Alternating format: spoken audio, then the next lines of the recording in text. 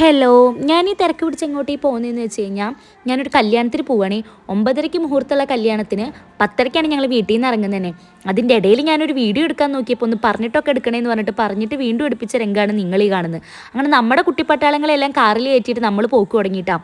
ഗൂഗിളമ്മായി നമ്മളെല്ലാവരും പറ്റിക്കുന്നത് നമ്മൾ കണ്ടിട്ടില്ലേ. എന്നാൽ ഗൂഗിളമ്മായിനൊന്ന് പറ്റിക്കാൻ നോക്കിയിട്ട് പണി കിട്ടിയാലാണ് നമ്മുടെ കണ്ണേട്ടൻ. ഗൂഗിളമ്മായി റേറ്റ് പോകാൻ പറഞ്ഞപ്പോൾ നമ്മുടെ ഏട്ടൻ ഒന്ന് സ്ട്രെയിറ്റ് എടുത്ത് നോക്കിയതാണ് പെട്ടെന്ന് എത്താൻ വേണ്ടിയിട്ട്. പക്ഷെ പണി പാളിപ്പോയി. പണി പാളിയാലും ആത്മവിശ്വാസം കൈവിടാതെ കണ്ടില്ലേ വണ്ടി ഓടിച്ചുകൊണ്ടേയിരിക്കുന്ന കണ്ണേട്ടനെയാണ് നിങ്ങൾ ഈ കണ്ടുകൊണ്ടിരിക്കുന്നത്. അത് കഴിഞ്ഞൊരു വിധത്തിൽ നമ്മൾ കല്യാണ വീട്ടിലെത്തിയപ്പോൾ ഒരു ആശ്വാസമായിട്ടുണ്ടായിരുന്നു, ആരും പോയിട്ടില്ലല്ലോ എന്ന്. അങ്ങനെ ആശ്വസിച്ചിരിക്കുന്ന ഞങ്ങൾക്ക് അടുത്ത ട്വിസ്റ്റ്. ഞങ്ങൾ വീട്ടിലേക്ക് കയറുന്നതിന് മുന്നേ പെണ്ണും ചെക്കനും ചെക്കൻ്റെ വീട്ടിലേക്ക് പോകാൻ ഇറങ്ങി വരുന്നു. ഇതിപ്പോൾ വല്ലാത്ത ചെയ്ത്തായിപ്പോയി.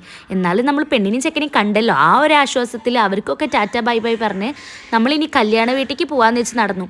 കല്യാണ വീട്ടിലേക്ക് പോയി നോക്കിയപ്പോഴും നമ്മുടെ ചേച്ചീനെ അവിടെ എവിടെയും കാണില്ല. ബൈ ഇതിൻ്റെ ചേച്ചിയുടെ വീട്ടിലെ കല്യാണമാണ് കേട്ടോ. ചേച്ചീനെ അവിടെ എവിടെയും കാണാതായപ്പോൾ അവൾ എവിടെ ഉണ്ടാവും എന്ന് എനിക്ക് നന്നായിട്ട് അറിയുന്നു. അപ്പോൾ ഞങ്ങൾ നേരെ ഫുഡ് കൊടുക്കുന്നിടത്ത് പോയപ്പോൾ കണ്ടില്ല, അവിടെ ഇരുന്ന് പായസം കുടിക്കുന്നുണ്ടായിരുന്നു.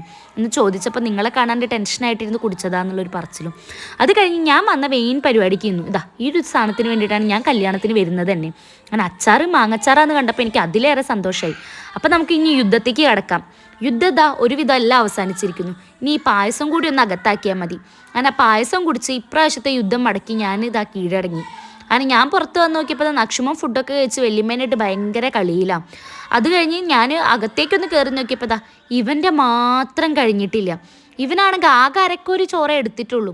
ഇവൻ ഓരോ അരിയും പെറുക്കിയാണ് കഴിക്കുന്നതെന്ന് തോന്നുന്നു, കഴിയുന്നില്ല.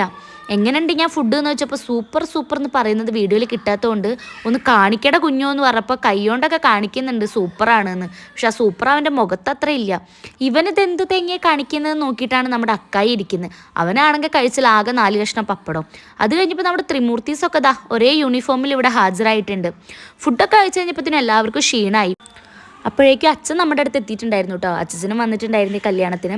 നല്ല അടിപൊളി ഒരു സദ്യ കഴിച്ചുകൊണ്ടായതുകൊണ്ടാവാം എല്ലാവരുടെയും മുഖത്ത് 916 ചിരിയുണ്ട്. ഞാനൊന്ന് ചിരിച്ചതെന്ന് പറഞ്ഞപ്പോഴത്തേനും എല്ലാവരും നന്നായി ചിരിച്ചൊക്കെ തരുന്നുണ്ട്.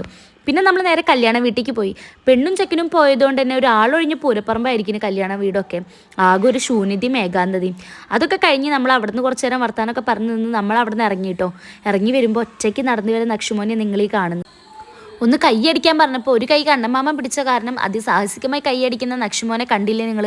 അങ്ങനെ കുട്ടി നടന്ന് ഒരുവിധം നമ്മുടെ ലക്ഷ്യസ്ഥാനത്ത് എത്തിയിട്ടുണ്ട്. ലക്ഷ്യസ്ഥാനത്ത് എത്തിയപ്പോഴത്തേനും അവൻ്റെ തനി സ്വഭാവം പുറത്തെടുത്തു. മണ്ണ് വാരാനൊക്കെ പോകുന്നു. പിന്നെ ഒരു വിധത്തിൽ അവനെ പെറുക്കിയെടുത്തിട്ട് നമ്മൾ വണ്ടിയിൽ കയറ്റിയിട്ടുണ്ട്. അങ്ങനെ വണ്ടിയിലൊക്കെ കയറ്റി ഫുഡൊക്കെ കഴിച്ച് സന്തോഷത്തോടെ ഞങ്ങളെല്ലാവരും വണ്ടിയിൽ കയറി പോവുകയാണ്. അപ്പോൾ ഓക്കെ, ബൈ. ഇത്രയേ ഉള്ളൂ. അടുത്തൊരു വീഡിയോ ആയിട്ട് നമുക്ക് പിന്നെ കാണാം.